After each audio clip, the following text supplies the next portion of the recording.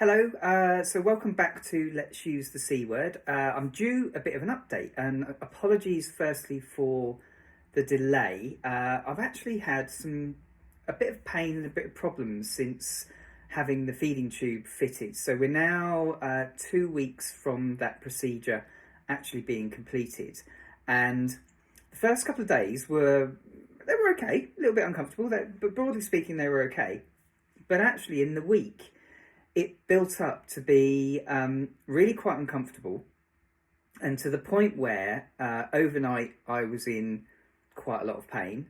Any movement, and it was really painful. And then during the day, I found that I was actually finding it quite difficult to move. And one of the things that I found myself doing to kind of, I guess, counteract it is because I was expecting that there would be these pains, and what they were, it was like a kind of shooting pain. So because I was kind of anticipating that they were coming, I'd found that the whole of my upper body was in tension. So then I felt like my ears were up by my shoulders, because I was kind of expecting as to when the next pain was going to come, because I couldn't kind of predict what movement it was I was doing that was actually causing the pain, and it, rather than get better, it actually got worse. So what we did is, around the area where the feeding tube is fitted, effectively what you've got a plastic triangle like that, and in each corner it's held on with 3 stitches basically that then get entwined together, and they get wrapped around each other. And the material that they use is like those twist tie things you get for plastic bags. And food and stuff like that. It's sort of like that. So it's actually quite rigid.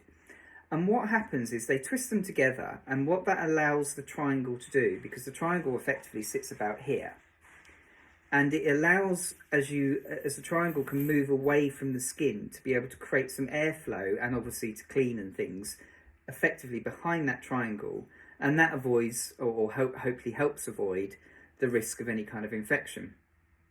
And I think what had happened is at the top stitch, where that's been joined together, I had like the 2 ties sort of going like that, but one of them was actually poking back into my skin. And because of it being quite red, and I was very sensitive to it being kind of touched or anything, we didn't really do a great deal, or couldn't do a great deal to start with. But what we ended up being able to do is see this one particular prong that was effectively stabbing me back in the place where the stitch was going through my skin. So, I got some pliers, and so I moved it out the way, and I've kind of attached it or tucked it into the little plastic triangle. And since I've done that, I've now got a lot of easing of that discomfort. And last night was the first night I had with no pain, and today has been relatively pain-free as well. So that's, fantastic news. And the other update I wanted to share with you, so I've had my pre-assessment this evening, and within that they've done my MRSA, because they have to do that as a matter of course, obviously. I'm still testing positive from the previous procedure, but again, they have to refresh that to make sure that's still the case. So I had to do my swabs for that one. I also had an ECG, blood pressure, height, weight. It would appear I've put on a little bit more weight, but I'm going to keep that quiet because I'm not supposed to have done, so I might get in trouble.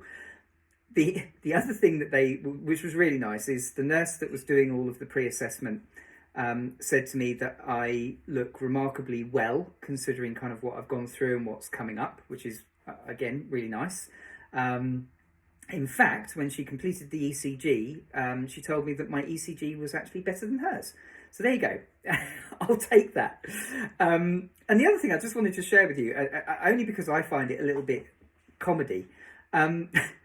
So every evening and every morning, I need to flush the feeding tube, just again to keep things kind of fresh and moving. And you have to use sterile water. So we've actually got some sterile water, or you can boil a kettle. They're quite happy for that as well. But you administer this thing, because it's like the tube has got a screw cap on the top, and you administer this thing, the water, in what I think is a comedy syringe that you'd almost see Coyote, I can't remember his name now, but Coyote using.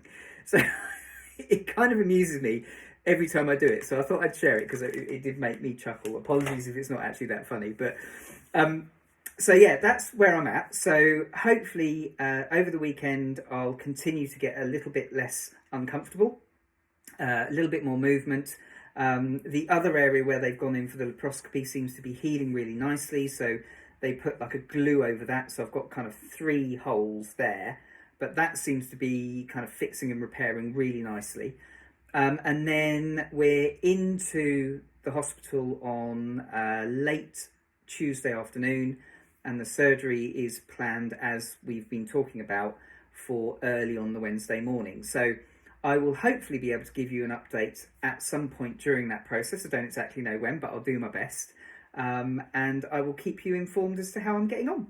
So thanks again for watching.